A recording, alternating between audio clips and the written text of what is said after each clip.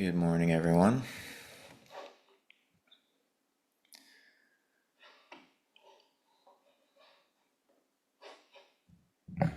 So I'm going to introduce the next 20 pages, and I do want to kind of take a step back from the details of the sun evolution and then part of the moon evolution that Steiner describes in these 20 pages to just try to get a handle on what Steiner is doing here. I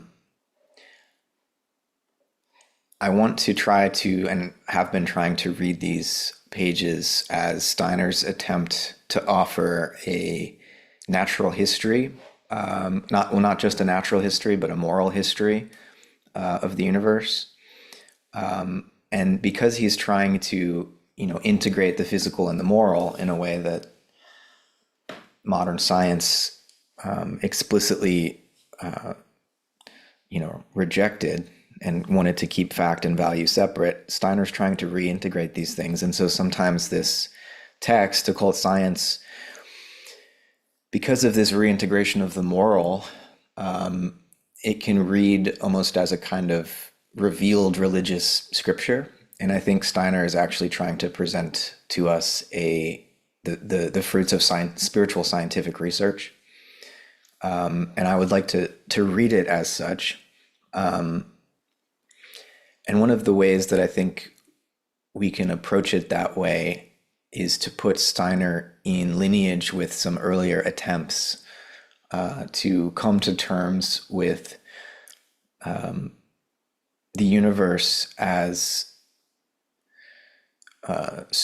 structured and created in part by spiritual beings, and that the visible world is an outward manifestation or expression of something that inwardly and spiritually is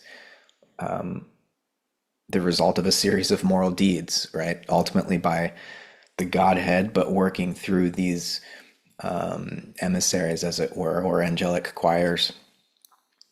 And so I went back and read Dante, in particular, Canto 28 of the Paradiso, where Dante with Beatrice is seeing the primum mobile and witnessing the celestial hierarchies orbiting around this central point of light that is God. And Dante expresses to Beatrice his confusion about the way in which the visible heavens, the planetary spheres, seem to move out from the center and through the seven spheres, right, to the eighth sphere. And so there's a movement from the lowest to the highest, whereas when Dante is looking at the celestial hierarchies, the invisible world, behind the scenes, as it were, the original for which the physical spheres, planetary spheres, would be a copy, there's an inversion, right? There's a sense in which rather than a movement from lowest to highest, coming from center to periphery, in the celestial hierarchies, the center is the highest and the periphery would be the lower emanations down to the angels. Closest to the point that is the Godhead would be the seraphim and the cherubim. And for Dante, he describes those two hierarchies as spinning especially fast around that central point. And Beatrice sort of explains this paradoxical inversion which takes place as you move from the visible to the invisible, or from the physical to the spiritual world. She says that the point that is enclosed, that God at the center is the point that is enclosed by that which it encloses. A point that is enclosed by that which it encloses. And so you get this sense of the inversion of the center and the periphery. And I think while what Steiner is attempting to do, unlike Dante's picture, which is a kind of, well, it's a less evolutionary picture, right? You have a sense of these planetary spheres and celestial hierarchies as, in some sense, fixed, whereas Steiner is describing an evolutionary process through various epochs where both the hierarchies and the human being and these planetary epochs are caught up in a process of coevolution through stages of consciousness. And Dante already had this sense of the planetary spheres as sort of different levels of consciousness, but there wasn't this evolutionary sense that Steiner is trying to depict for us. And again, in an effort to put Steiner in lineage here, in 1810, 11, 12, Friedrich Schelling began writing a series of drafts of a text that he never actually finished and formally published, but we have the drafts titled Ages of the World.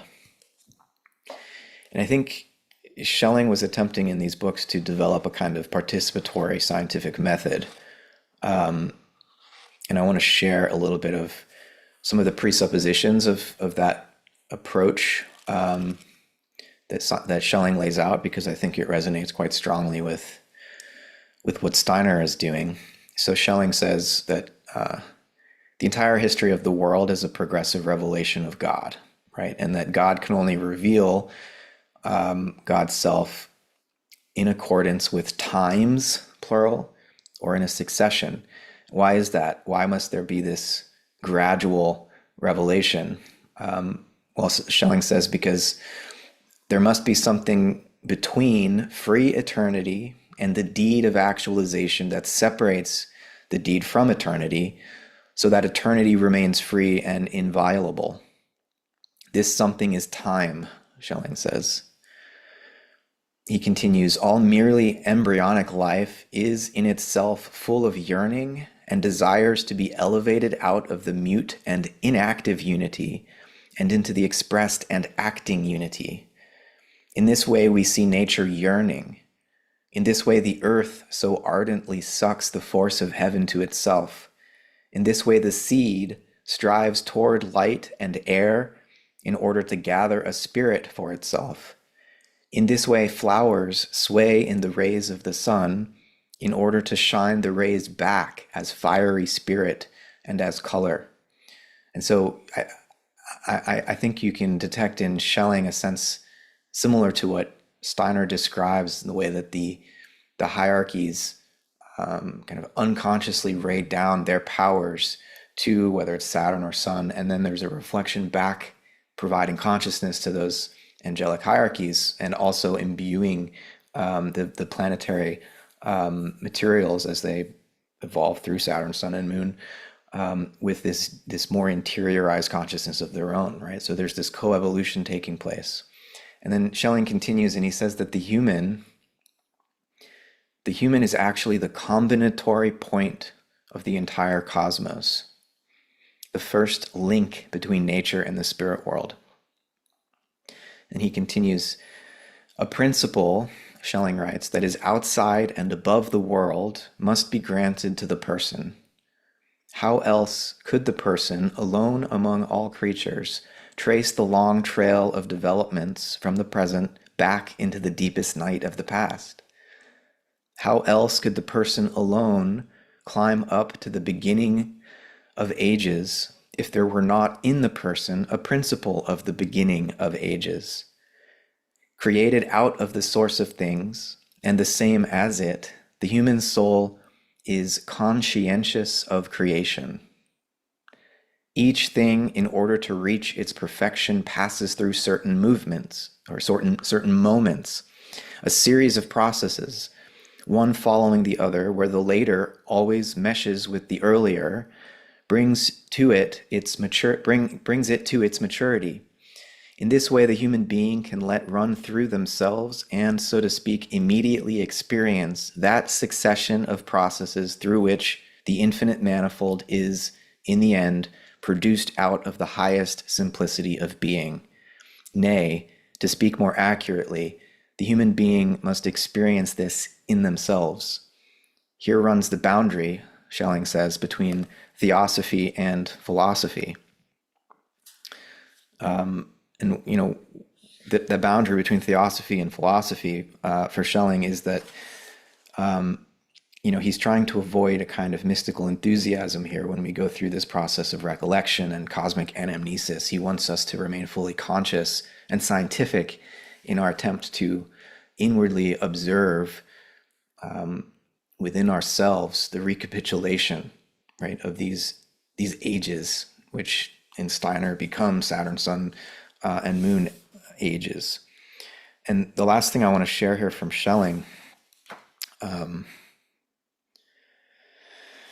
is his sense of the importance of the physical and understanding the physical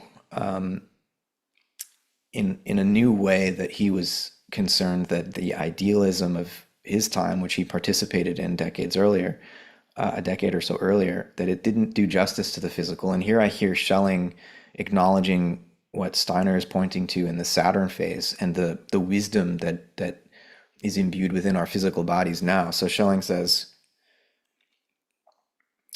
now after having long gone astray, science has again developed the recollection of nature and of nature's former oneness with science. Yet it did not abide by this. Hardly had the first steps in reuniting philosophy with nature occurred when the old age of the physical had to be acknowledged, and how it, very far from being the last, is rather the first from which everything begins, even the development of divine life. Since then, science no longer begins from the remoteness of abstract thoughts in order to descend from them to the natural. Rather, it is the reverse. Proceeding from the unconscious existence of the eternal, science guides it up to the highest transfiguration and into divine consciousness. The most supersensible thoughts now receive physical power and life, and vice versa. Nature becomes ever more the visible imprint of the highest concepts. Soon the contempt with which only the ignorant still look down on everything physical will cease, and once again the following saying will be true: the stone that the builders rejected has become the cornerstone. So that's all from Schelling's Ages of the World, and I think there's much in there that helps me at least better understand the type of spiritual scientific research that Steiner is engaged in. The other thing I want to highlight in what Steiner has written in these 20 pages is that, when he's describing both in the sun phase when Saturn separates out from the sun, and then in the moon phase when the sun separates out from the moon, there's this kind of law. He describes it as an essence of evolution, but there's a kind of law at work here that I hear Steiner trying to exemplify for us. And he says this, it's page 156 of my Adams translation. He says, "Such is the essence of all evolution. Independent being is first separated out from the life of the environment. Then the environment engraves itself, as it were, by reflection upon the separated being, and then the latter evolves further, independently." And so even in the case of this very consequential and significant fall which occurs on the moon when there's a rebellion, the rebellion of certain beings against the sun, where there was supposed to be this mirror reflection process going on between the moon and the sun, which separates from it. There were beings on the moon who are held back from earlier phases that want to be independent and autonomous and exert their own will separate from the sun, right?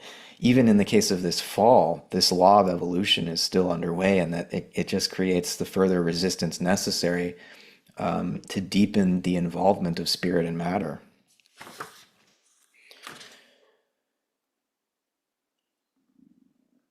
Right. As Steiner says 2 pages later, man's ancestor had also been ennobled by beings who had fallen away from the sun kingdom.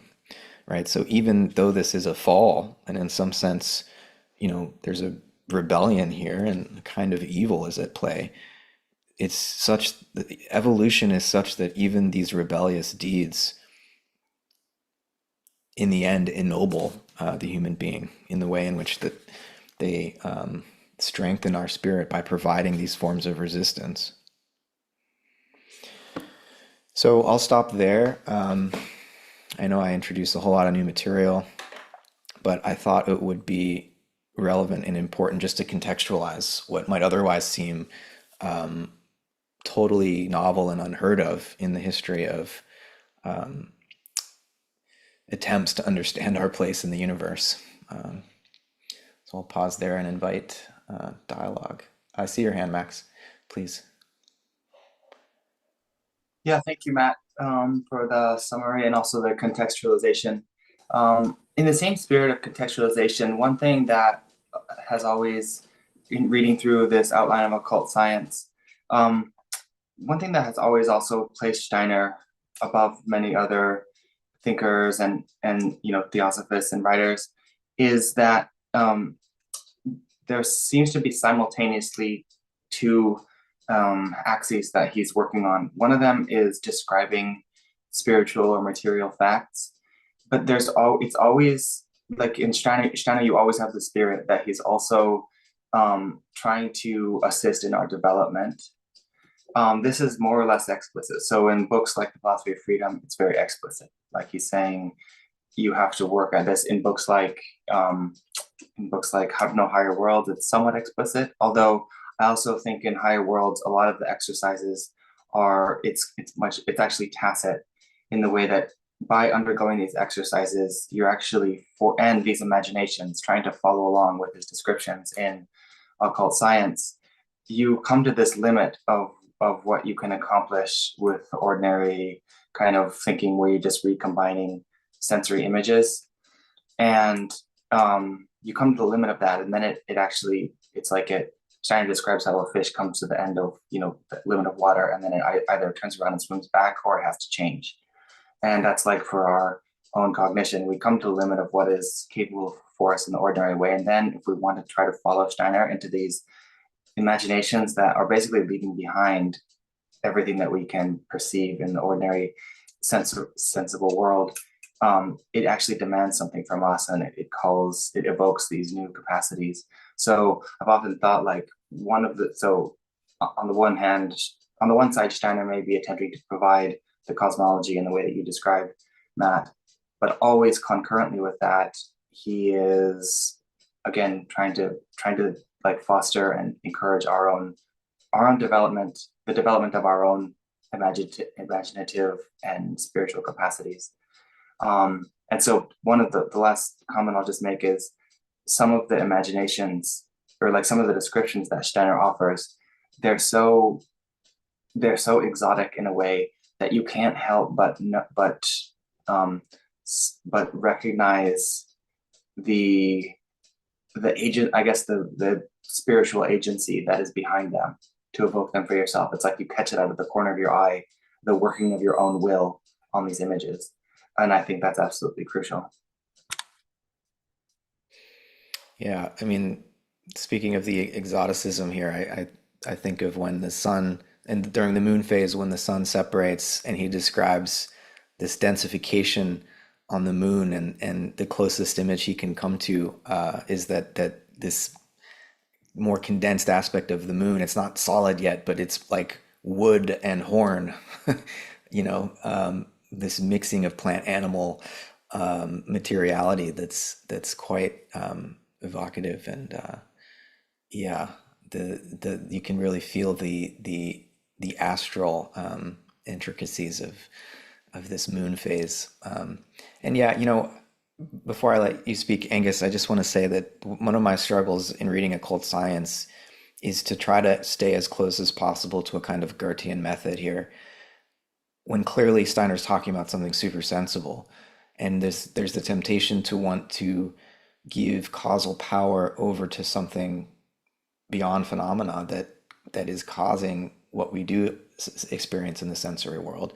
But that would seem to me to be going against the Goethean method. And so I have to try to read Steiner as, yes, giving us this picture of what's going on behind the scenes with the hierarchies, but that is a sort of lure for us to find this in our own experience, not in our sensory experience of the external world, but being able to both see through the external world, but also recollect in our own experience of development the way in which these patterns of metamorphosis actually recapitulate.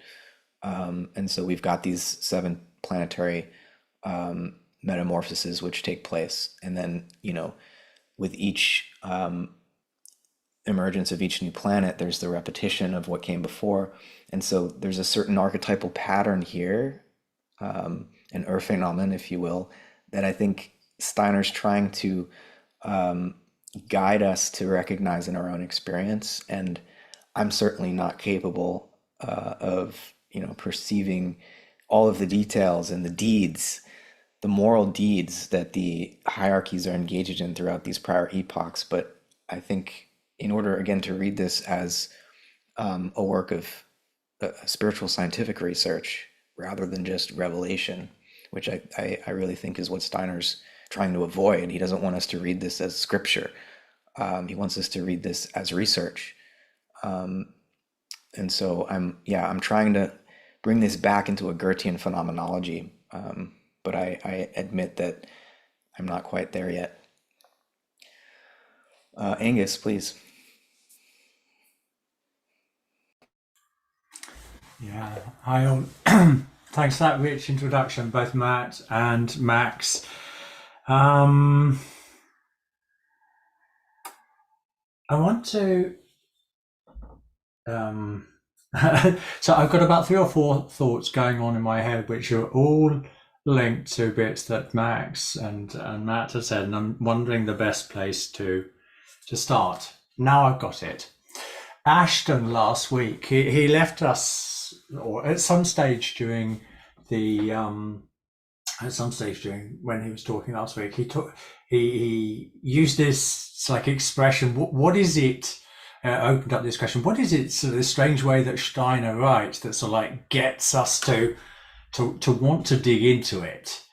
And I've been playing with that question with myself, and I believe that I'm sort of like seeing a partial response to that question from last week, also beginning to evolve in the way that you, Matt, and you, Max, were talking about your experience of reading this chapter. But before I unpick that, I want to give an example, as it were, of what's happening, and then try to bring it back to philosophy of freedom fundamentals, which is where I think we can really begin to tackle this. You're talking about the Urphänomen archetypal question there, Matt. Perhaps we can pull it back to that. But as I mentioned last week, I did this this colourful picture, yeah, and it allowed me to play with the image that he was creating in a more playful way, to make connections so that I could be driving into work, or I could be out in the forest and bring that picture before my mind, and then it would be impregnated with something richer would come to it. And I also mentioned last week that one of those things was a connection with some of the aspects of Aristotle's 10 categories, which Steiner on a couple of occasions talked about a form of cosmic script. So it wouldn't be unnatural, really, just at a superficial level, to connect. If Steiner's saying this is a cosmic script, and here we've got the origins of the cosmos going on, there's going to be some sort of interaction, some sort of intersection going on there. And then you brought in this really valuable aspect, Matt, looking at this as moral deeds that are going on here. These are beings that are creating something, that a creation that we're living in.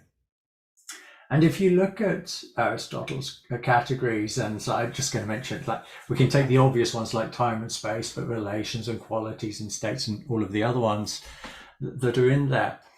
What we can also begin to read, and sometimes Steiner says, basically, it's like time was created. There was a point when time didn't exist, and there was a point then where it did. And quantity didn't exist, and then it did exist. It's like when certain elements of the hierarchy started the individualization process, like the packeting. There's like the small berries on the blackberry, which has got nothing to do with the human stage, which is where the individual consciousness happens. But so you can begin to play with these ideas of how they are. This cosmic script, these 10 categories, are somehow related. Some of them seem nice to match closely, and others are a lot more difficult to match with the description of the hierarchy's actions, the moral deeds that they are performing in this process. So it needs a lot more work, but there seems to be some obvious overlap. So that's some of the richness of working with this work. But it's like turning once again back to Ashton's question. So what is it about Steiner that is going on here? Now, when we think about the it's like this basic idea within the philosophy of freedom, that it's like you've got percept, and you've got concept, and you've got the mental representation or the individualized concept. It's like in the heart. It's sometimes it's depicted like that. I don't know if you can see it. This is Prokofiev's book on the philosophy of freedom. And I think one of the things that Steiner's really good at doing is giving us a picture, giving us a percept. And then when the concept is being added to it, the individual concept, it's done in such a flexible way that we're actually invited to go beyond the mere individual representation and get to the pure, the sense-free thinking here. This aspect where we've got this idea that a concept is like the infinite possibilities of that concept. It's not just the one manifestation that we tend to attach to it, but it's all the infinite permutations. So what I see going on in this process as he describes the evolution of Saturn, Sun, and Moon here is giving us like pictures, introducing us to the individualized concept, what is going on there. But there's this ability to grow out of that individual representation of the concept into understanding how this concept can be interpreted at multi-levels, which goes back to his initial promise at the beginning of the book here. He's saying that evidence of all of these stages is here now. He says like evidence of Saturn evolution is here now on planet Earth. It's like at this time at moment. But of course, it's invisible to the senses. But once we wake up, it's like the conceptual life and begin to become more flexible, it's like see it as an urphenomenon instead of like the mental representation that we've got. This playfulness that he has with the conceptual life is part of what I think the magic that Ashton was referring to last week. If people find any value in what I've just been saying, I really encourage. This is actually the first chapter of this book, Method of Cognition in Anthroposophy. It's a very, very short chapter, but it opens doors to not only it's like our normal day consciousness, but when it's like the strict relationship to that relationship between percept, individualized concept, pure thinking, pure concept, and the I in which this is all happening. and also linked to imaginative, inspirational, and intuitive consciousness. There is no, the difference is in the experience, but not in the way in which, how can we put this? In which knowledge is gained, be it knowledge of this world or be it of higher worlds. I hope I made sense to somebody out there. Yeah, thanks, Angus. Definitely helpful to connect back to the epistemology articulated in philosophy of freedom, because I do, I wonder about the split between percept and concept, and the extent to which the pictures that Steiner is trying to give us of these earlier planetary epochs are intended to be taken as, in some ways, like spiritual percepts, where the words that Steiner's choosing to describe them obviously are going to have to be concepts that we're used to using in our current Earth period with our physical senses, and so there's such a difficult translation effort of translation going on here, both by Steiner to characterize in words and metaphors that will be accessible to us in our current form of organization, and then also by us trying to understand what Steiner himself was clairvoyantly perceiving, thinking, recollecting. I'm not sure what the right word is to use. And this is one of the reasons that I referenced Dante and his question of Beatrice, to explain to him what to him seemed like this paradoxical inversion of the organization of the celestial hierarchies versus the organization of the planetary spheres, which are revealed in the night sky when we look up. Obviously, there's a bit of imagination added to what we directly see on any given night. We have to keep that in mind. But Dante's confusion is also my confusion, and I do wish that we had Beatrice here to help us, but I suppose Anthroposophia is here to help us, and that's the moral side of this. This isn't just natural science. There's a moral science to this, and so there's a way in which we have to be in a loving, receptive mood in order for what Steiner's trying to convey to us to even begin to make sense. And that's why, he tells us, yeah, you're going to have to take my word here until your organs of perception become capable of seeing what I'm seeing. That does take a great deal of faith, because it's just an inversion of the more skeptical scientific method that we get trained in school, which is seeing is believing, and Steiner's saying, well, you have to believe first in order to see. Lorenzo, please. Thanks, Matt. Hi, everybody.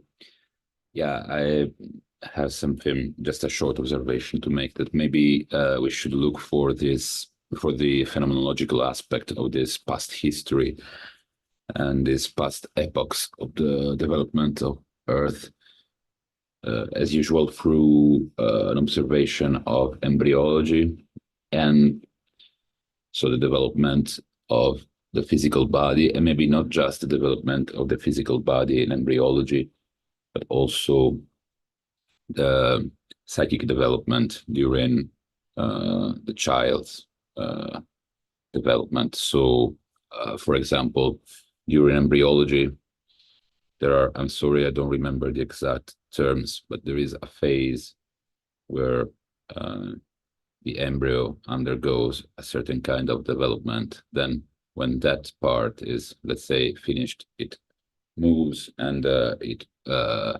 changes completely its orientation. Then the process continues, but with a wholly different result. And also we might think about the development of the child, animals, they just have to reach maturity. Where they reach sexual maturity quite early on, they are adults, while in the human case, you see that there is a development of the body and also the sexual functions, but then there is a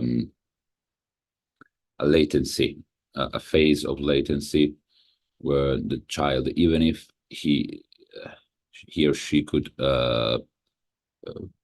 actually start becoming sexually active, there is a long delay where no sexuation begins. I mean, yeah, sexuation is already there, but I mean, no sexual activity, not even mental sexual activity begins. But on the contrary, we see a period where when children are particularly profound and keen to abstract reasoning, a kind of almost theological reasoning, let's say from 5 to 9 or 10 years old, and then you get puberty and all their interests immediately shift. But it's very interesting to see how the body develops, then there's a pause and there's something else invisible that keeps on developing. And then so I think since we are looking for traces of an evolution, I think we should look for the phenomena related to all kinds of development. So we could also think about, I don't know, the evolutionary anatomy of animals, how organs formed, and then also evolutionary physiology, and see how, for example, a determinate organ or apparatus that has one function, then it is discovered, let's say, that it can have other functions too, and so a new use of the same structure of the body arises, and this is let's say backward kind of impulse that takes its time to develop, and so I think that if we look at those kind of the developments, and particularly to those peculiarities that are these poses and rotations, and then new evolution that changes quality, I think we get an idea of that. And also regarding Dante, I pasted here in the chat one of the many papers that, after all, they just all say the same thing. That was the original idea by Floriansky, who, being Russian, was acquainted with non-Euclidean geometries earlier than many other thinkers, and so he was probably the first to come with a rationale, I think, the right explanation about the spheres. And I think that paper should explain it. I will not go into it now because it will take us time. But anyway, I think it's very interesting to look into it, because it makes the Divine Comedy even more even cooler when you think about the geometry. Thank you. Yeah, thanks, Lorenzo. I'll check that paper out. And thanks for leading us back to embryology. I also, on that note, posted a video by Brian Gray looking at Steiner's planetary seals, which strike me as especially embryological, which might give us a more symbolic entry point into the process of metamorphosis that Steiner's describing.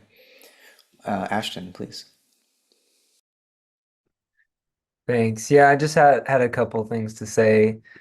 Following what you said, Matt, about method in reading the text, because as I was reading the reading selection for today, yesterday, I was just struck, like, as I was trying to hold everything that he described in Saturn together, as I was reading what he was describing in the sun metamorphosis, and to feel like the recapitulation and then the advance. Um, and and I was just also I thought of this whenever you mentioned like the complexity of language, and because there were some moments when I was thinking like the way that some activity had been described, I was like, I'm not quite sure if I'm like grasping what the translation is communicating. Like, I wonder what it was in German. And I felt like there's a way to I mean, this is just reading in general, it's context clues, but like especially with this method, that Goethe metamorphic thinking, that there's a way, if we can like stretch ourselves to try and encompass the whole process, that the words, even if they're like not always the best word translation, I feel like they can become more, I guess, diaphanous to the overall process, if we're able to like hold it together as much as possible. And yeah, just to remember that words, are not just concepts, but also pictures, dynamic pictures, images, percepts. And then the other thing that I wanted to share was just a kind of just something that has come to me as I've reflected on this, a deepening of understanding, and saving the appearances. Barfield talks about like the future of participation, final participation, and he describes it as like we have a directionally creator relation to the phenomena, but that the ideal is not to create out of our sort of experience of the separate egoity, but to create in like manner as the divine name.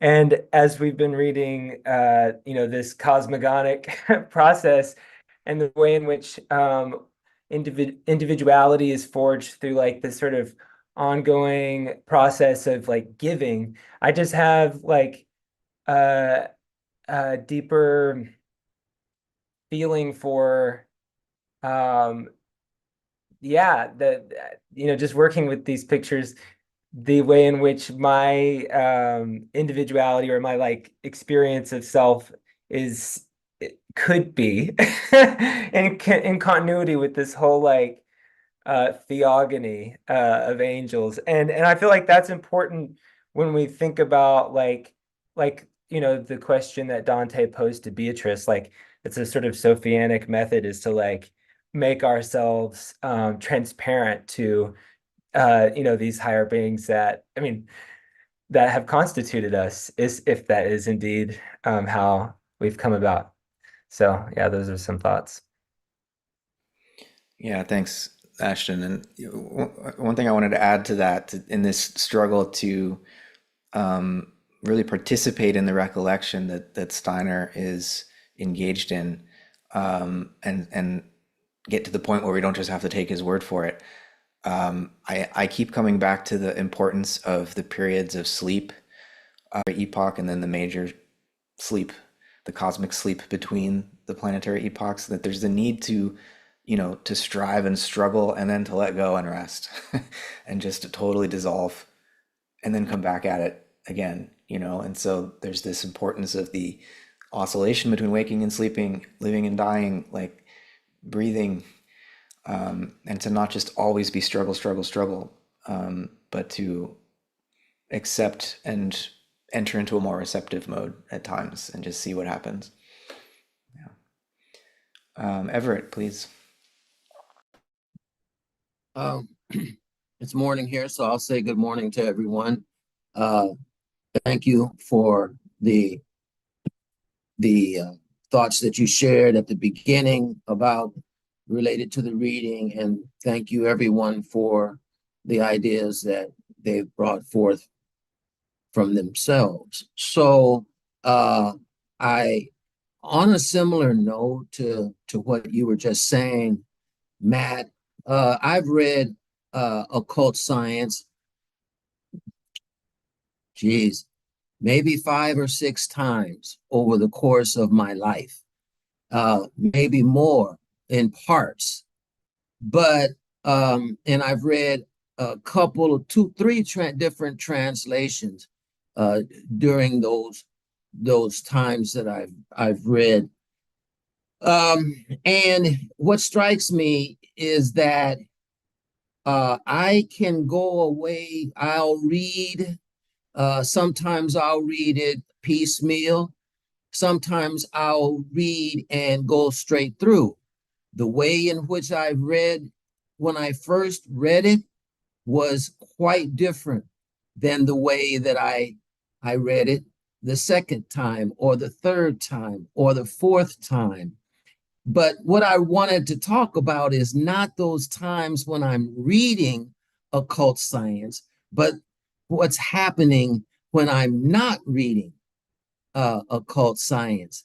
And it's interesting how I can leave the text for some time and not think about it, not ponder over the concepts, just totally separate myself and go off into another phase of my life. Yet, when I come back, there is an understanding of certain concepts that was not there the previous times that I've read it. I am reading with a certain knowledge or awareness or understanding of what Steiner talks about that was not there.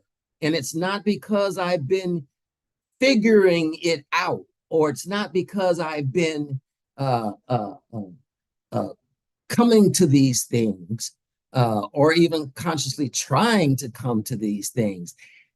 It's that they came to me.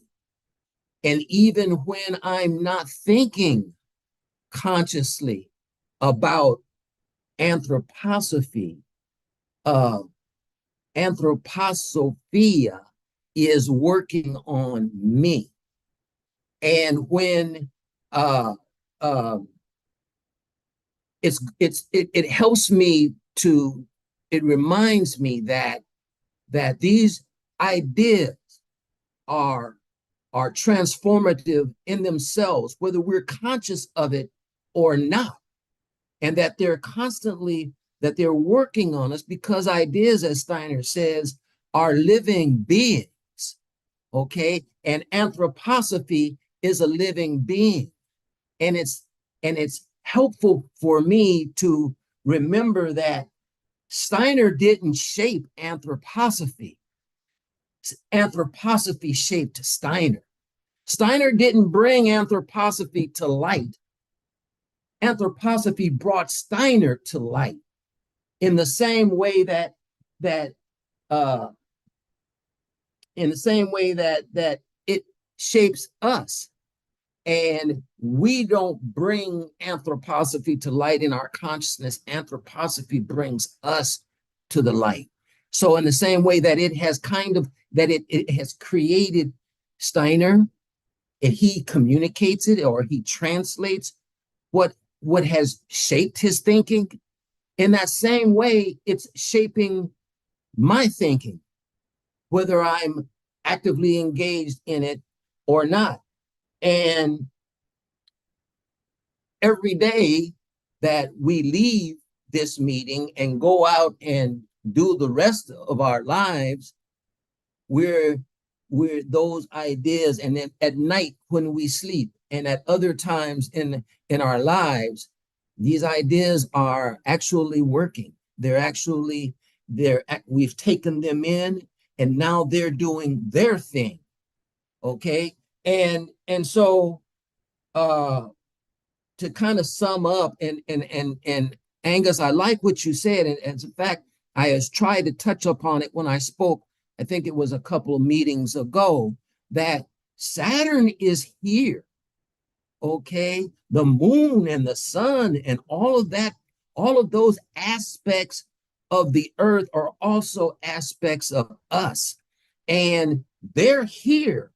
Okay, so it's comforting to me to know that it's in everything around us, and as we look about the world and as we walk through the world, it becomes those ideas are working on us and making themselves more clear to us as well. So basically, what I have to do in my life is to pause for a moment and make a space, at least make a space where these forces, I'll call them for lack of a better term, can do their thing, where make a space, and I do it daily, make a space for these ideas to take shape and to shape me. That's all I have.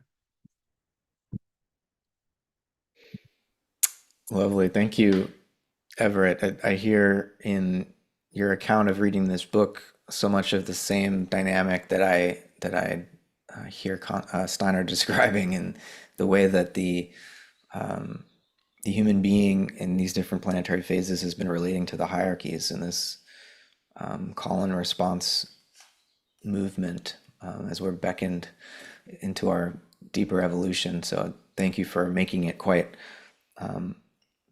in a recursive way, applying it to our very reading of this text. And yeah, it's quite helpful. Rosemary, please. On the same themes that Everett and Ashton and Max brought, the necessity for self-observation, making a space every day, if you have a spiritual practice, or like, on one hand, I would love to see close up Angus's drawing, but on the other hand, I don't want to be contained by another person's temporary way of holding the material. And I would say the joys and pitfalls of scholarship are part of, the adventure of these classes, that if you know a lot and you've read a lot, immediately the voices of Aristotle and Goethe and Wordsworth and Jane Austen, they'll pop up. And so I think at the beginning of the astronomy class, I made the suggestion that people do this self-observation and journal or make drawings, and at some point we could have a meeting where we shared that kind of thing. But let's not do it until we've had a few more pralayas of assimilating it. And it's almost like the first time in my life that I've been in a panel of so many anthroposophical scholars. So what do we do with these riches? Can we, make it a meta participatory homage to anthroposophia at some point? Maybe.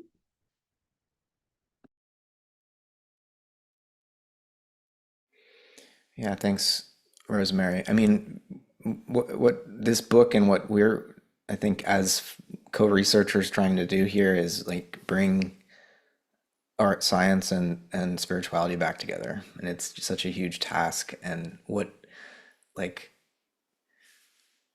what genre is this text? I'm struggling with that myself. And I think spiritual science is also art, right? And it is also a kind of participatory, open-ended revelation, that we're all contributing to. And so, yeah, I just, in reflecting on my comments that I made earlier, that I'm trying to read this as spiritual scientific research. It's not that it's not scripture, but it's really something new, something integral that would be moving beyond the dichotomies that the modern world left us with, where we have to put it in a box. Oh, this is this is religious revelation, or this is scientific research, or this is artistic expression. It's like, well, the human being needs to reintegrate these things. And I think that's what we're striving to do. James, please. I wanted to say, like, I was listening to the Christian Mysteries over Easter, and watching the feet, which he says, like, the plant world basically leans down to the mineral world to thank it, and the animals do that to the plants, and human beings do that. When I was thinking about all these spirits of form, spirits of higher, all given essence to us, I was just thinking about, well, where's the concepts and the precepts? And then I thought, well, wait, he had another lecture that I listened to a long time ago, talking about the animals we bring in our house, cats, dogs. Not only that, the animals, the livestock, and the different types of the essence of us. We start to mold them and change us. And I can see that and we would do that with vegetables and plants in our gardens. And even he said at a point in time where even like the minerals and stones, when you break a stone, that in this sense, that's to them, it's joy. And when we bring that out and we crack the rocks and we start building with it some artistic expression, I think that's how we can bring a percept of how these spirits did that for us. And that's where I'm going to leave it. Yeah, that's a lovely analogy. Appreciate that, James. Got a couple minutes left here. Anyone else want to chime in? I wanted to ask about Schelling. He's pretty new to me, and thanks, Matt. I'm so glad that you're the conduit so that I can appreciate him. But do you know that Coleridge and Wordsworth went over to Germany to hang out with some German idealists at one point? And I'm just wondering if Schelling was one of them. Coleridge never met Schelling, but he certainly drank deeply from the Schellingian well, and even plagiarized him a bit in Biographia Literaria. He translates from Schelling's System of Transcendental Idealism verbatim without attribution. Schelling later forgave Coleridge. He said Schelling referred to Coleridge as a talented Brit who was one of the few in Germany or in England to actually understand him and his philosophy, and so he forgave Coleridge in the end. But Right. Thank you. Max, please. Yeah, I just wanted to pick up on the comment that you made, Matt, about art and the way that these texts from Steiner are also a form of art. I have been thinking recently, this was occasioned actually by a comment somebody made, how I can't remember the particulars, but there was some poem or maybe a painting, can't remember, but what it did is they found it it's like they were reduced to tears because of an experience they had immediately prior. They hadn't fully encountered the experience with their entire souls. And something about the art, what it did is created an interface through which that person could then more completely encounter the experience and the reality of the situation. And so I've been thinking a lot about how art does that for us. It mediates and creates an interface by which we can then make contact with deeper strata of life and with reality than would otherwise be available to us. And I think if you conceive of art in that way, then Steiner's texts certainly fit the bill. Mm-hmm. Yeah. Yeah. If we can bring the true and the beautiful back together again, and understand art as revelatory, the true and the beautiful and the good, then I think we can read this as a work of art, certainly. Yeah. And I think the best way, one thing to keep in mind, two ways that art can go wrong is one, if it's just pure self-expression, it's like the romantic sin. And the other, if it's just pure like reproduction, that's maybe the scientific sin or the Enlightenment sin. And those, and then you think of like the threefold conception of Aristotle, where you're trying to integrate the opposition, because those are kind of oppositions. And then you end up with this third thing that is neither one nor the other, but it incorporates elements of both of them, and it actually like mediates between subject and object, self and world. Yeah. Yeah, well said. All right, everyone, that's a great place to end.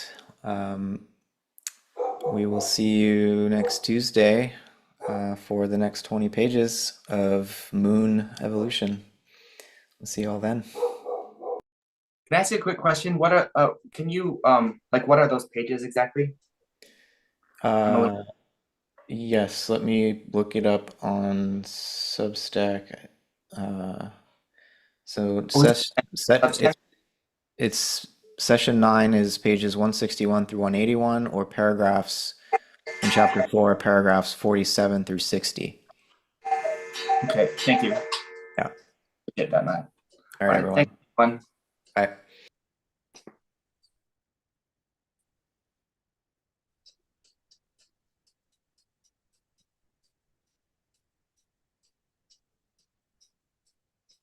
Hey, Matt?